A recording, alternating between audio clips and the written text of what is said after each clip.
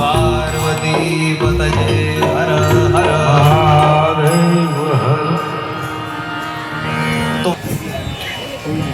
ગોપીઓ જોઈ કોઈ મહાત્મા આવી રહ્યા છે એટલે દોડતી દોડતી જઈએ ને લાલાને ઘરમાં લઈ ગયા કે ક્યાંક લાલો આમ મહાત્માને જોઈને ડરી ન જાય, ક્યાંક અમારા લાલાને નજર ન લાગી જાય.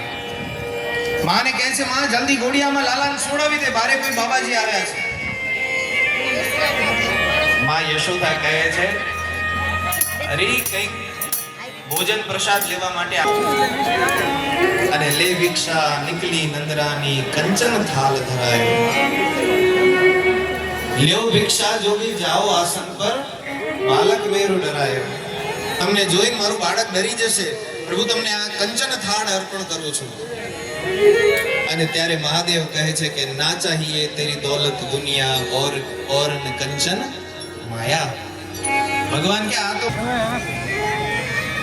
લાલો એમ મારે નહીં કાઢવું પડે છે. લાલાને ભૂખ લાગી હશે, ઘણું બધું વાલ કર્યા પણ ભગવાન કૃષ્ણ રડતા જ જાય છે. લાલો રડતો જ જાય છે, રડતો જ જાય છે. એટલે કોઈ ગોપીએ કીધું, માં મને લાગે છે ઓલા બાબાજી જે બારે ઊભા છે ને એને જ કઈ નહીં કર્યું હોય ને,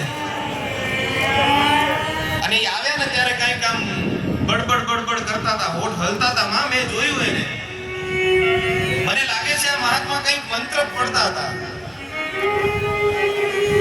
અને લાલો તેમ નાટક કરે, તેમ રડવાનું શરૂ કરે.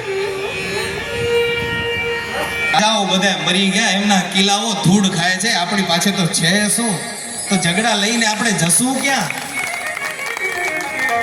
મીઠો ઝઘડો ભલે થાય, મીઠો ઝઘડો આમ યશોદાને શિવ વચ્ચે થયો ને એવો ભલે થાય. થોડી વારમાં યશોદાજી આવીને કીધું છે કે મહાત્માજી મારાથી ભૂલ થઈ ગઈ તો ક્ષમા કરજો, પણ મારો લાલો રડે છે.